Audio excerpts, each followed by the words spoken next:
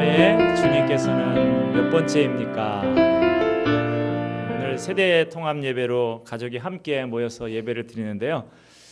일부만 해도 자리도 그득했기도 하지만 청소년들이 어른들 설교 똑같이 해도 제가 평소에 하는 설교 수준이 중학교 수준으로 하기 때문에 아무 문제가 없었는데 제가 저기 앉아 있는 윤수 저런 애들을 보면 심히 걱정이 되더라고요. 무슨 설교를 어떻게 해서 이 아이들을 들어야 되나 하다가 아니다. 못 알아듣는 아이들은 못 알아듣더라도 이곳에서 같이 예배드리는 분위기로 느껴도 괜찮겠다 생각해서 아마 고학년들 정도, 초등학교 고학년 정도는 좀 알아들을 수 있을 것이고 어른들을 중심으로 해서 말씀을 전하기로 했습니다. 이 자리에 계신 여러분들, 특히 우리의 다음 세대들 같은 경우에 하고 싶은 일이 참 많을 거예요. 어린이 여러분, 하고 싶은 일이 많죠? 뭐 하고 싶어요? 예. 지금 입술이 달싹달싹 하는데 뭐라고 하는지는 잘 안 들리고 있습니다만 하고 싶은 일도 많고 되고 싶은 것도 많고 그럴 것입니다. 하고 싶은 일도 참 많지만 해야 할 일도 너무나 많이 있어요.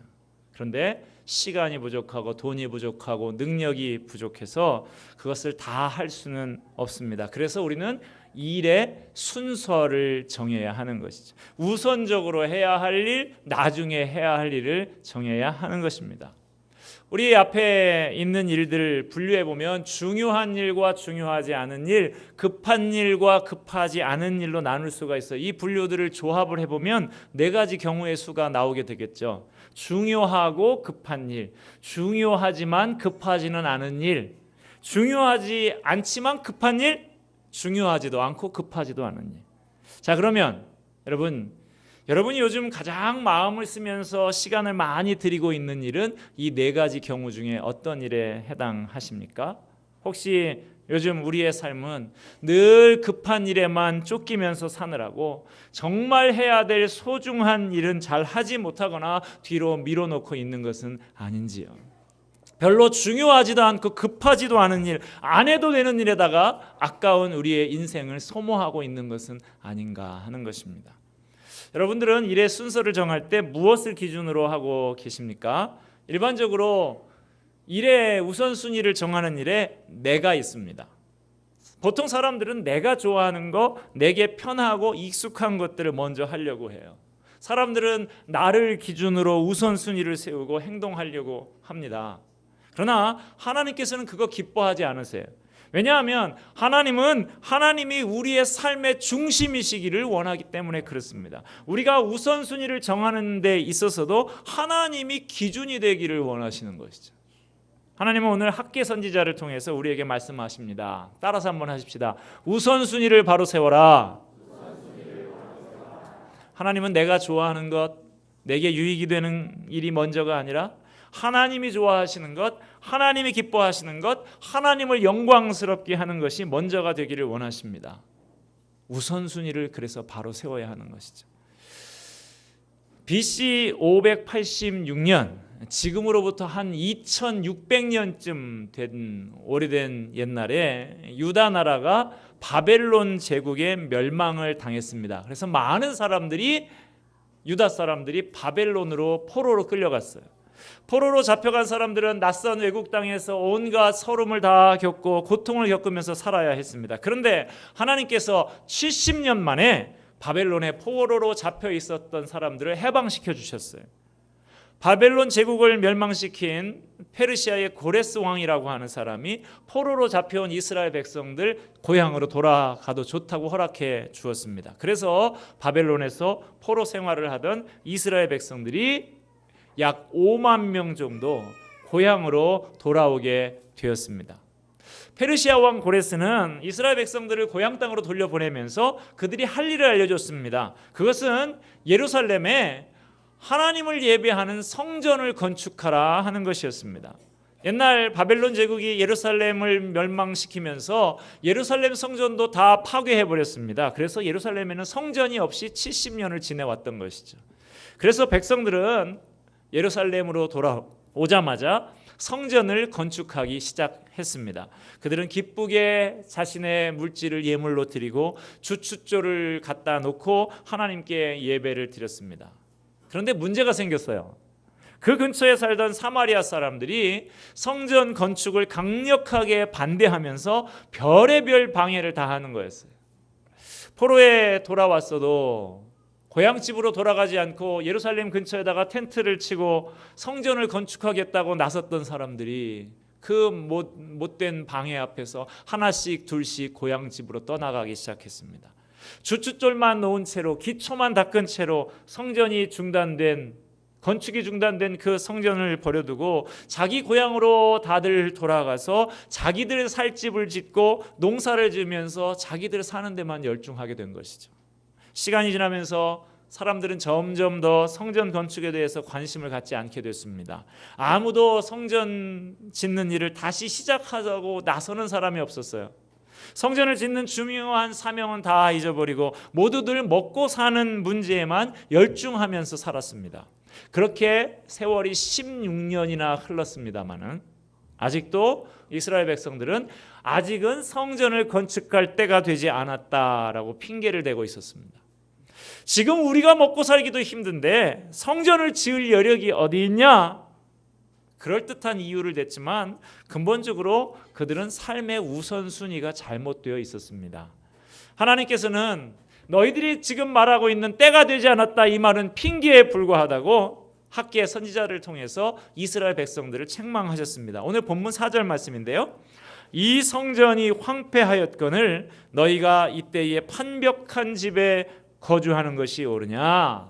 무슨 말이냐 하면 너희의 집은 그렇게 잘 지으면서 예쁘게 꾸미면서 하나님께 예배드리는 성전은 이렇게 흉물스럽게 남겨놓을 수가 있냐라고 호통치시는 거예요.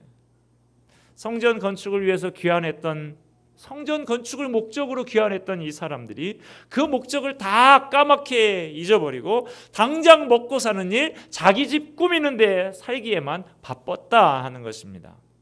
이스라엘 백성들은 뭐가 중요한지, 뭐가 내 삶의 우선순위인지 잊어버리고 우선순위가 다 망가져 버린 것입니다.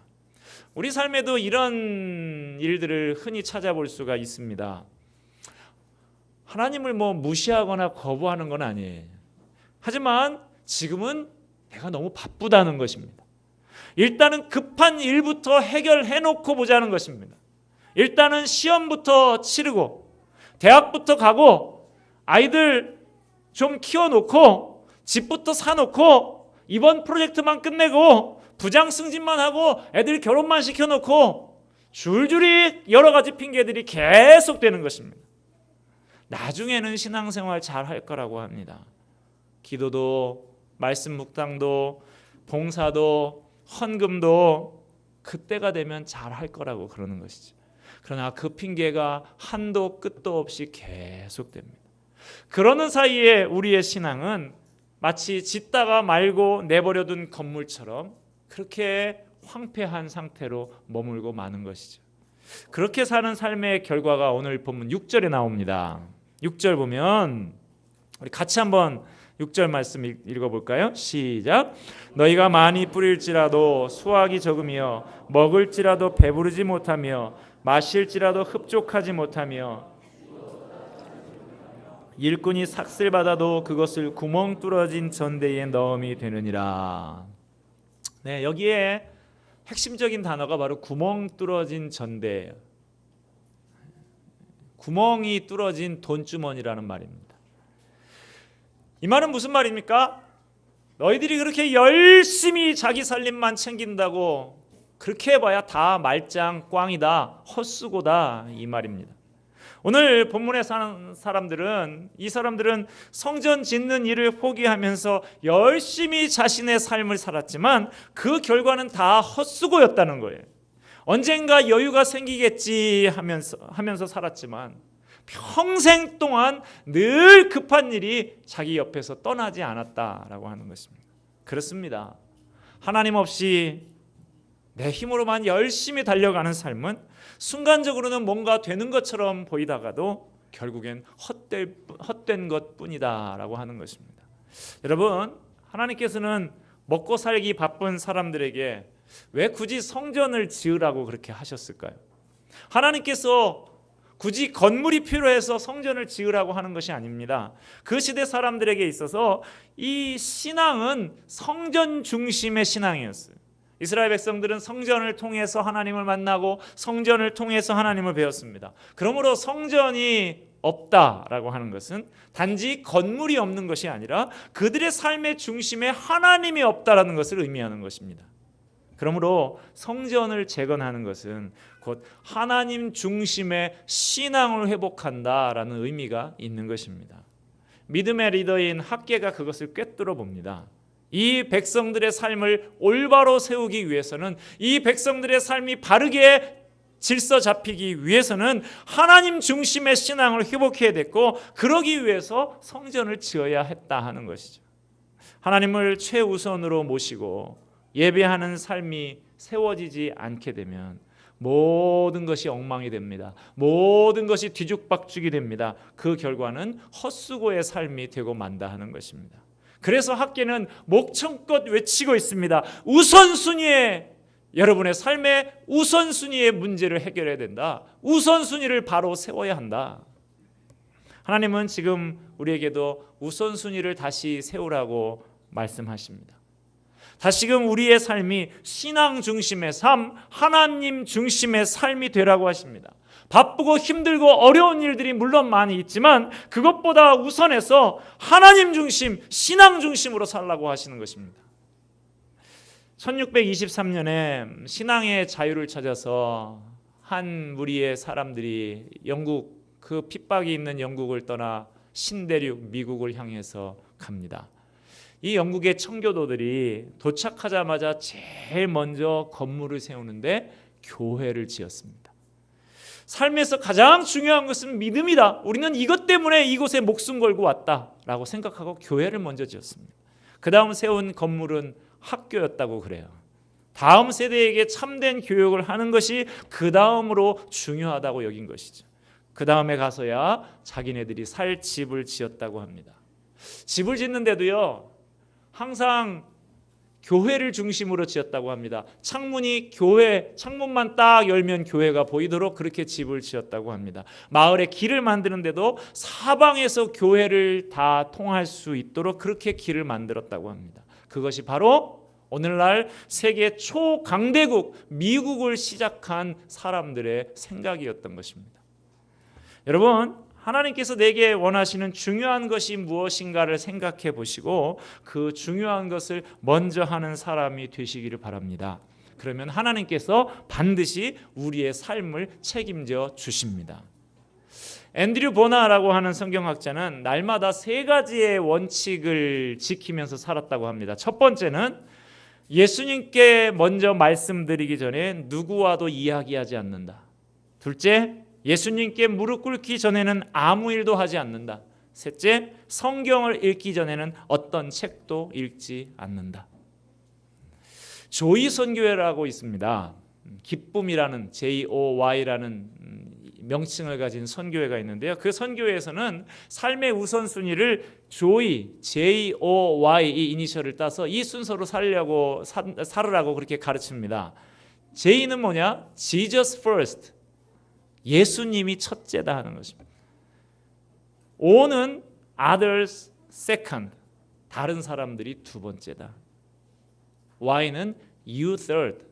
네가 세 번째다. 네가 마지막이다 하는 것입니다. 이런 원칙을 가지고 삶을 살 때 그 인생은 참 기쁜 인생이 될 수 있다 하는 것입니다. 여러분, 하나님을 최우선으로 모시고 사는 삶의 태도와 습관을 만들어 가시기를 바랍니다.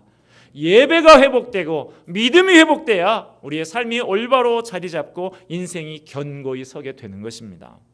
말씀을 마치면서 여러분들에게 시 한 편을 소개해 드리고자 합니다.